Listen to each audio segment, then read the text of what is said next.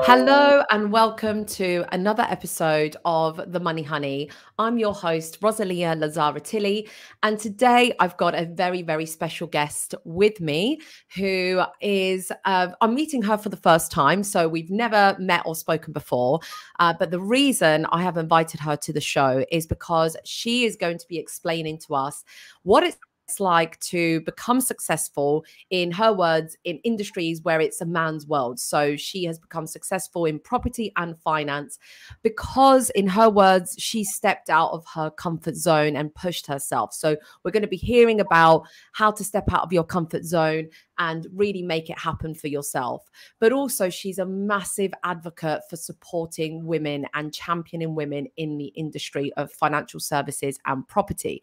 And this is why I have invited Verona Frankish from Yopa and 𝐶𝐽 to the show. I can't wait for you to meet her. I can't wait to get speaking to her. So let's kick things off.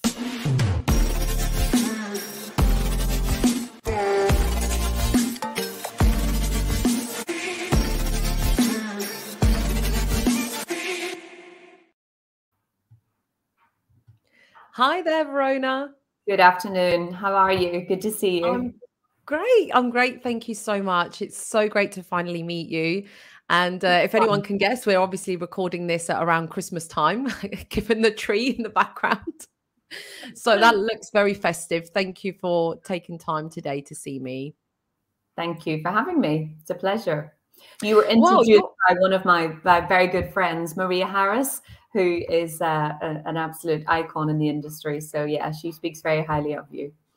Oh, she is the best. She came on the show, and then I mentioned the art of positive pollination, or the spirit of positive pollination, and said, look, we can only have a greater, much bigger voice in the industry if we share it and if we nominate people that we would like to see on the show. And I said, you know, Maria, who would you like to nominate? And you were one of those people. So I'm very excited to hear about your journey, Verona. Tell us who you are, what you do, and about your two businesses as well.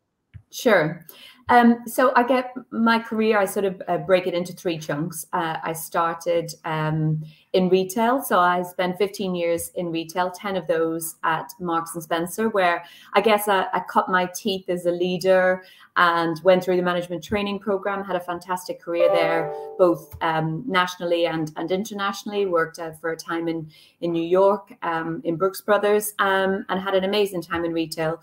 Then I wanted to have children, and at the time, retail, hours, and having a family just didn't gel. So at the time, we set up a financial services business, a small mortgage brokerage, which and then I spent the next 15 or more than that years in mortgages and protection. And that business originally was then bought by a bigger business, Mortgage Talk, which then in turn merged with Mortgage Advice Bureau. And I spent 7.5 years, incredibly happy years at Mortgage Advice Bureau. And during all of that time in financial services, of course, I worked alongside estate agents and new homes developers, because they're inextricably linked, of course. And we went through the journey at MAB of IPOing, which was an incredible experience. You know, it's definitely one of the most amazing memories in my career, to stand on the stock exchange and, you know, push the button and sign the book, which is amazing. And then I decided, after the period of time in MAB, I'm quite a curious person by nature. I also feel like if things are BAU, I get a little bit bored. I need to be challenged. I need to be putting myself out there doing something different.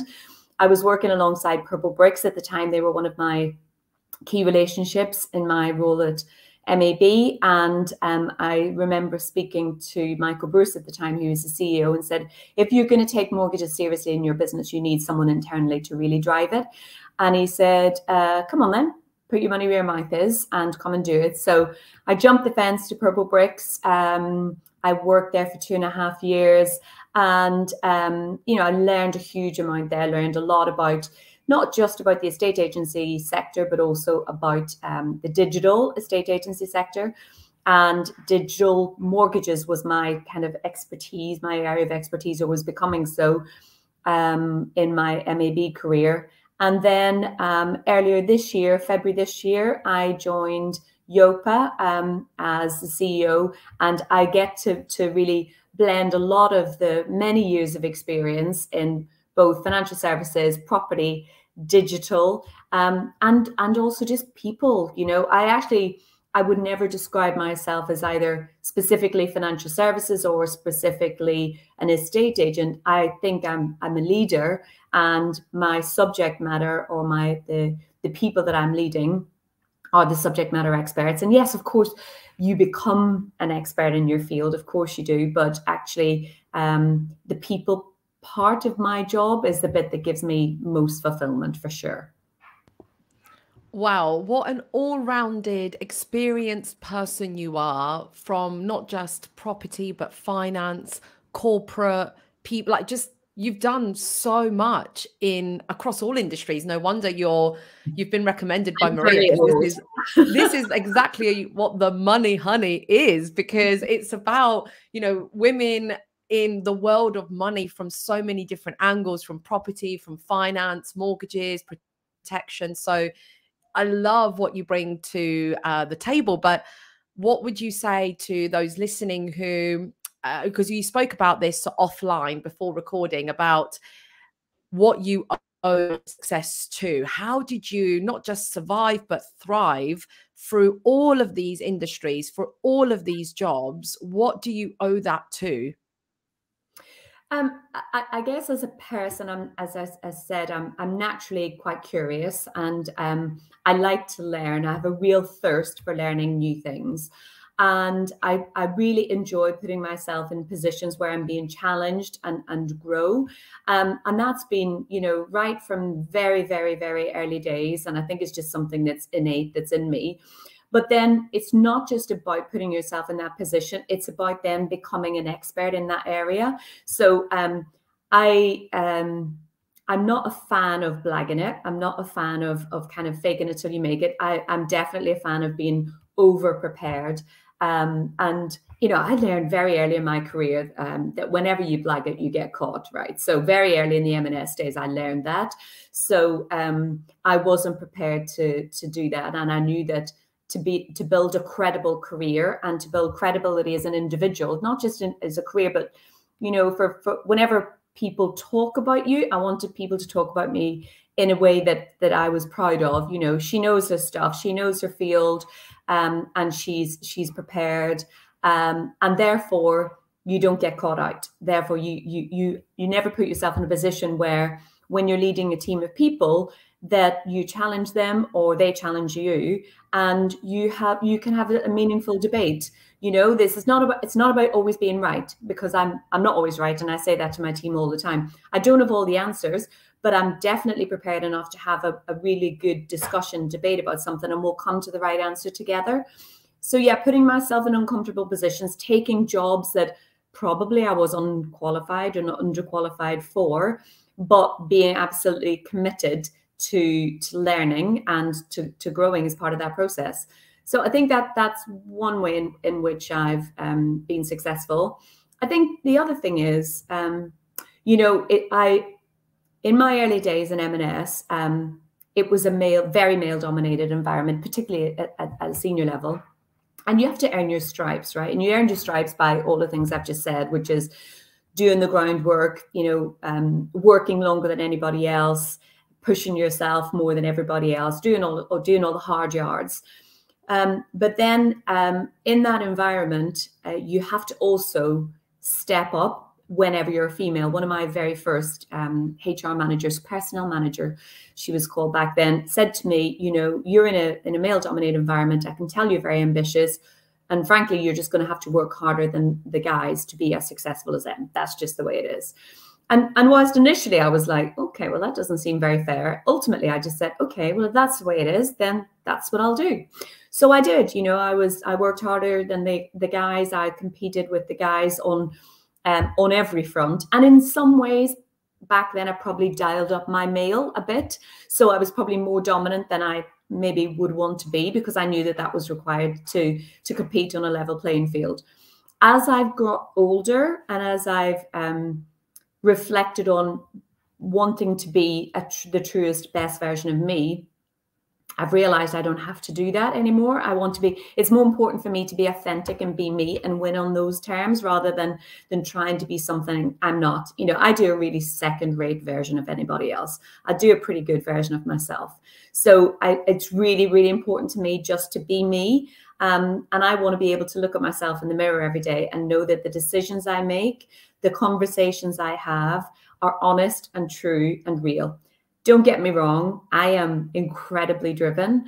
My pace is probably, I get told this all the time, you know, quicker than a lot of other people, but it always comes from a good place. It always comes from a place of, I care for the people I lead, I care for the businesses that I'm involved in, and I want us to win together. You know, it's not an ego thing. It's just I want us to be successful, and I want to help the people within my team to reach their potential and our potential as a business.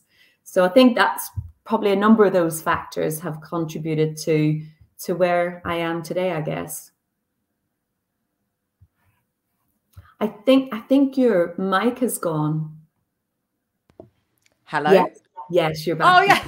No, do you know what? I put myself on mute, and obviously I forgot to unmute myself because I have this tendency, probably because I'm Italian, to shout or like butt in every time I hear something really cool. So I have to mute myself to not interrupt you because I am so excited. Yeah, I'm just so excited by what you're saying. So I was like, right, I'm just going to mute myself because I can still make those noises, but she won't hear me. So yeah, I just wanted to butt in there so many times about things that you were saying because, you know, one biggest thing that is highlighted to me on every single show, and I'm not being ageist or anything, but like I'm interviewing a lot of, what, 99% of the women I've interviewed are all older than me. Mm-hmm. And so I look up to them and I feel like, you know, they've been through the hard times and they've been through a time where, you know, I've got it easy now in comparison to where you and Maria had to start and other leaders that have been on this show. And I just have the utmost respect for how hard and difficult it must have been for you guys, especially when it was really, really male dominant. Like now we have so many male champions that want to see us succeed and want to see that balance, even though the general census is it's getting better. So no one said, oh, it's solved. You know, that's just, you know, it's not going to happen overnight. But you said something about when you were starting out, you had to put on this persona that was stronger than you would have liked. And then now that you're, you know, established and experienced and you've built your credibility, you can sort of like show people who you really are and who you really want to be. So do you think it's harder, you know, if new people if people are listening to this and their entrance into the market, do you think it is harder to start out with being younger, less experienced, but still trying to be taken seriously? You know, what would you say to them? Well, I have an 18-year-old daughter. I've got 3 children, but my 18-year-old daughter is the oldest. And, you know, it's very difficult whenever you're a mum because you want to give your children the benefit of your experience. But you realize also that they have to learn through their own experiences. And, you know, my mum tried to do the same with me. And if I was to give her advice, which I do when she asks for it, it would be firstly to believe in yourself more. And I wish I had believed in myself more, because had I believed in myself more back then, I probably would have been less of maybe trying to put on a persona that I believed people wanted me to be. And it was, you know, it was a corporate environment and I had a lot of people to look up to. And therefore there was a form, a path, a journey that people had followed. So I felt I had to follow on the same journey. Had I believed in myself more, maybe I would have flown my own flag rather than, you know, tried to follow that mold. So I think that's the first thing I would say. Be true to yourself and believe in yourself more. I've also learned over the years that the most important thing in anybody's success is what goes on in here. You know, your mindset is so important. How you talk to yourself. The mind game. Yeah, for sure. Just because something comes into your head doesn't make it true. And I've done a lot of personal development over the years to, I've spoke with coaches, I've had mentors. I still do today. I still have coaches and mentors. I still talk to people and check in and get their advice on how the things that are going on in my head. But the most important thing is get your head in the right space to believe that you can, because if you believe that you can, or you believe that you can't, you're right. And it starts with you, right? It absolutely starts with you. And if you believe that you can, then that's the first stage to putting the plan in place to being successful. I guess the other piece of advice I would give would be surround yourself with good people, people who can add value to your lives. Don't get bogged down up, with the gossip, with the rumors, with the media to an extent. Believe in your path, follow your path, and then do the hard yards, right? There, in my book, there is no replacement for working hard. Yes, you can sell the dream about, manifestation and believing that you can, and then it will all come to you. I don't buy into that, right? No, because I think I actually agree with you on the working hard front, because I feel like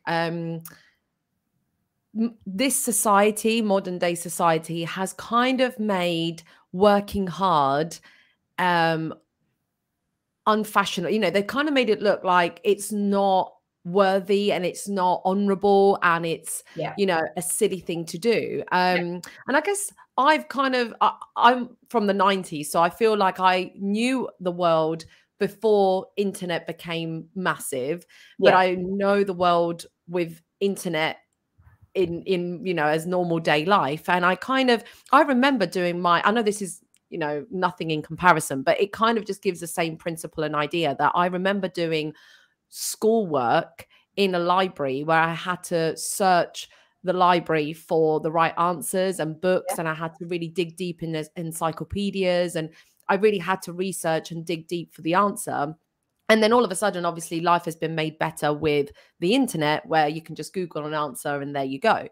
And if you apply that same principle with work, I feel like people in their career and work and even business, like now starting a business or social media, when clients come to me and say, how do I, they want the fastest route, the easiest answer, the simplest method. They just think, oh, if I post one video, how many leads will I get off the back of that?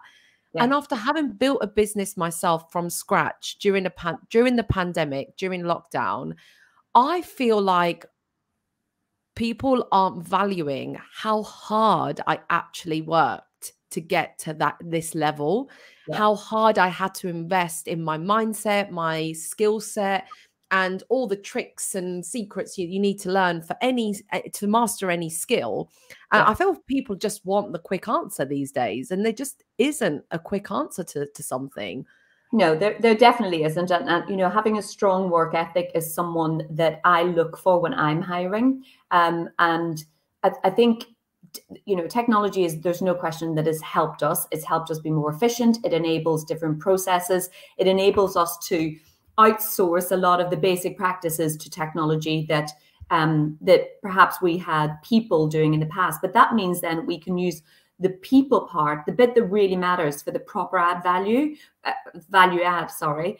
And that is, the relationship building, the engagement, the culture piece, and the work ethic. Work ethic doesn't mean that you do the same thing, but half of it is now with technology. You're just using the time that you freed up by enabling technology to focus on different things, to add, to build more, to be more disruptive, to try different approaches. And I'm a massive fan of technology, by the way, a huge technology fan. And in all of the businesses that I've worked in, it's played a huge role. But great people build great technology. Technology doesn't build itself. Great people build great cultures. Great people build great companies. Technology is an enabler for sure, but people are absolutely integral. So if you haven't got the core, to my mind, the core elements of great people, which is a culture great work ethic, and authentically true to themselves and engaged and want to be part of something that's collaborative and something that they feel a part of. That's massively important. Yeah, you can't replace that with automation and technology, and you absolutely have to bring that with your character and your attitude. That's, you can't replace attitude with technology. And I feel like I'm having a bit of a j-lo moment here with you, because you said, I don't know if you know this, but j-lo is often famous for saying, if you're working hard, I guarantee you I'm working harder than you. And that can be quite a scary statement, especially with, you know, we can make working hard sound, oh, there's so many other things we could talk about this, you know, like you feel like you're not working hard enough. Am I good enough? And so you end up working harder and harder when actually you were doing enough in the first place. So I don't want to open that can of worms. But the reason I said I'm having a j-lo moment here is because you've reminded me of how fashionable and how honorable it actually is to work hard. There's nothing more attractive in a candidate, in a business partner, in a friend. I feel like a lot of my friends keep me around because they're like, Roz keeps the bar high. Like, I have to keep up with Roz, and many friends actually avoid me because I put them to shame. Well, they feel like I put them to shame. I'm not putting anyone to shame. I'm just doing my thing. I'm working hard. And like you say, I've got a different pace. And I always say this to my clients as well. I say, right, pretend we're driving a car. When we're working together, we're on the motorway and we're driving a car. I might be in the fast lane in 6th gear, but if it's not safe, if you are not safe being in that lane, do not try and keep up with me. Stay in the middle lane, even go by the side, you know, stop off and take a rest break if you need to, but only do what you feel is at your pace and what is safe for you. So guys, I think that's an important message. Sorry, Roz, that's a really important message, because I think it's important that we all get the balance as well, you know, and I think whenever, particularly as I mentioned, I'm a mom, you know, it's important that I spend time with my children. I'm a wife, and it's important that I also recharge myself. You know, if your mobile battery dies, you know, what do? You recharge that one. Clearly, we have to do the same ourselves, because it's not sustainable to work 24/7 for long periods of time. There are times in my year where that's essential, but there are times also that I can dial that down and say, okay, and you know, I'm going skiing at Christmas, and I'm really looking forward to that, because my holidays are really important. But it is, you know, you're right. It is an important element in anybody who's driven or ambitious, but also getting that balance right for your mental, physical health is also important. Yes, 1000%. It's like, yes, work hard because you want to be proud of what you do and what you achieve, but, you know, also take breaks, you know, like it says on the motorway, it's unsafe to drive tired. So, you know, do take that break, because actually not only is it unsafe for your health, but also you end up performing poorly in your job if you haven't taken that break. Now, I really want to respect your time, because I know we gave ourselves a cutoff point, but I really must ask you if you could please squeeze in a little bit about what you're doing around supporting other women in the industry, because I know you said that this is really important to you. So please, anything you can say on that front would be great. Sure. Okay. So I guess, first of all, this is not about an ego thing for me. And I have to balance this very carefully, because whenever you're a female CEO, I never want this to be about me. But I feel like, and I've had so many other women say to me, you know, you represent what I'm looking for in my life. And therefore I feel a responsibility to make sure that I speak, because I have a voice for the people who don't feel that perhaps yet they have a voice.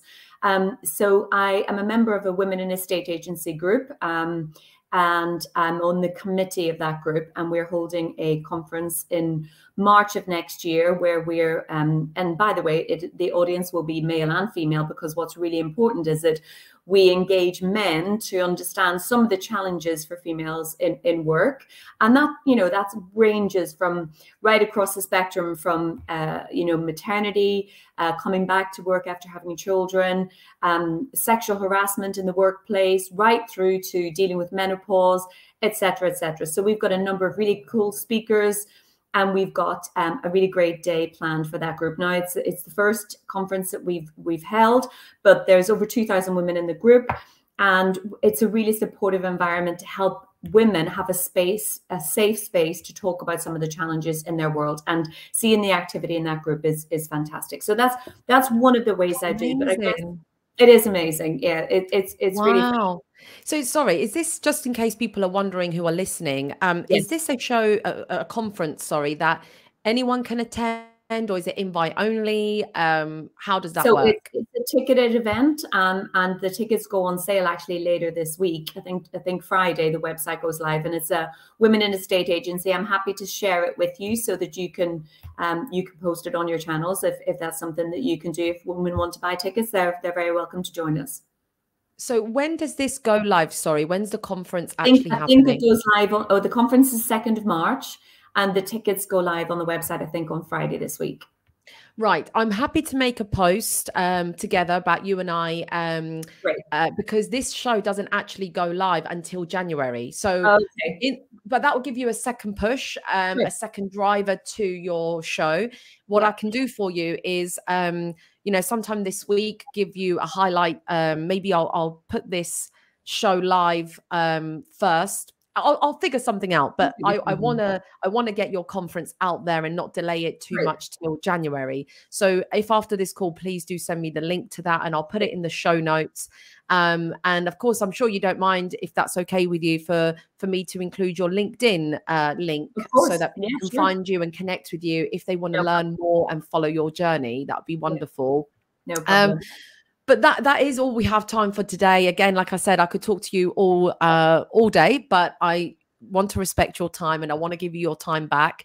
Any closing comments or a final statement that you want to close the show with for those listening?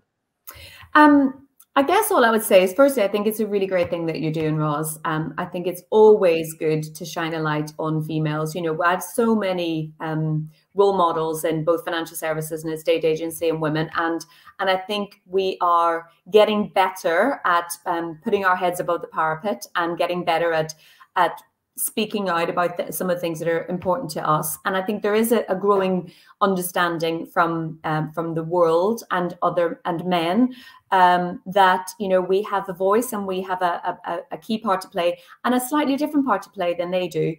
So I think it's brilliant what you're doing. And all I would say is, you know, if you are a woman who does want to progress in her career and is keen to learn, please, you know, reach out to the many different resources that there are available. Educate yourselves, listen to podcasts, understand who is available out there to help you on your journey, and don't be afraid to tap into some of that. And, you know, I'm more than happy for anybody who wants to have a, you know, conversation with me on that as well. So, yeah.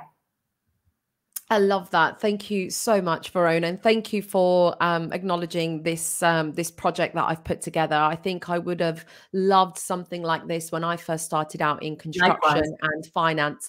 Yeah, I think when I first started out, and it's not even that long ago, but in comparison, but you know, 7 years ago, I still felt like, oh, I'm the least knowledgeable person in the room. Not only have I only just entered financial services, but the room is full of men, and now I need to kind of sell myself, but actually sound credible, and people need to take me seriously. And yeah, so it was hard, but like you said at the beginning of the podcast, which is a top tip that keeps coming up over and over and over again with everybody that's on the show, is surround yourself with a support group, not just women, men as well.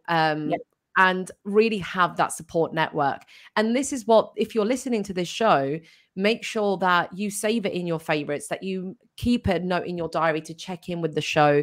Not because I want listeners, because this is a non-monetized podcast right now. You know, it's a free podcast for you because it's supposed to give you a digital support network. If you don't have Verona's direct line, here she is. Like, this is where you can hear from wonderful women in the industry. And we will be having men on the show as well, by the way.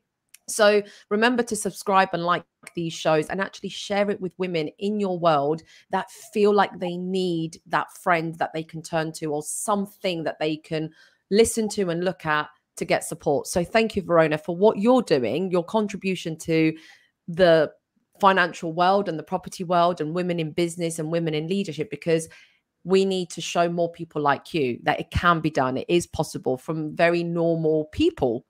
Yeah, definitely. Thank you very much for having me. Thank you. So great to have you. See you soon. Bye-bye.